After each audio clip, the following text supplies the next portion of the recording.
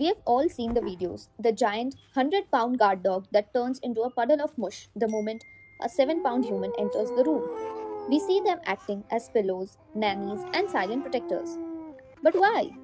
To a dog, a human baby is loud, smelly, unpredictable, and frankly, a bit of resource hog.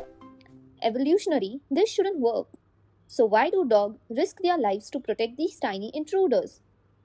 Today, we are looking at the groundbreaking science of the oxytocin loop, the secret way dogs smell innocence, and the fascinating experiment that proved dogs see our babies exactly how they see their own puppies. First, we have to talk about baby schema. This is a set of physical features that triggers a caretaking response in mammals. In the 1940s, ethologist Konrad Lorenz discovered that things with big eyes, large foreheads, and small chins bypass our logical brain and go straight to the must protect center.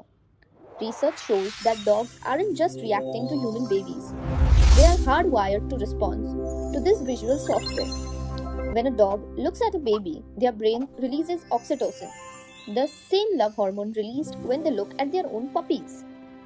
A 2024 study actually found that when dogs and babies interact, both species experience an oxytocin spike. It's a biological feedback loop that bounds them before they have even met properly. But it's not just about looks. To a dog, the world is made of smells. And babies, they smell incredible to dogs. Human infants produce a distinct scent, partially due to pheromones and partially because they lack the adult odor of sweat and oil. To a dog, this scent signals non-threat and vulnerability. In a famous behavioral observation, researchers note that dogs often focus their sniffing on baby's head. Why? Because the fontanelle, the soft spot on the baby's head, emits the strongest concentration of the infant's unique biological signature. Your dog isn't just being nosy, they are literally downloading the baby's ID card to confirm they are a member of the pack that needs defending. We have to go back 30,000 years. Dogs are descendants of wolves, and wolves are alloparents. This means the entire pack, not just the mom, helped raise the young. When we brought dogs into our pack, they transformed that instincts onto us.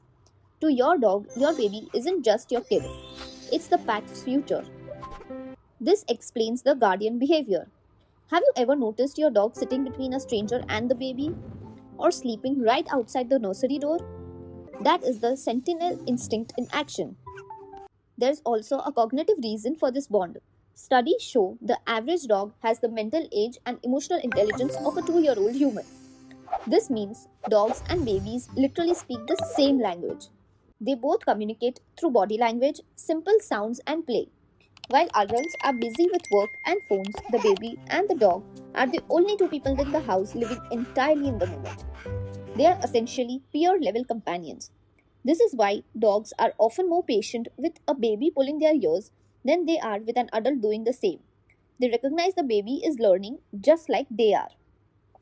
Ultimately, dogs love babies because they see the best of us in them. They see a member of the family who is pure, playful, and needs a best friend. It's a 30,000-year-old contract. We give them a home, and they give our children a guardian, a pillow, and a soulmate. Does your dog have a special bond with the little one in your life? Tell us your nanny dog story in the comment section below. I'll read as many as I can. If this video made you want to hug your furry friend, hit that like button and subscribe for more deep dives into the secret lives of our pets. Thanks for watching, and remember, we don't deserve dogs, but they love us anyway. See you in the next one.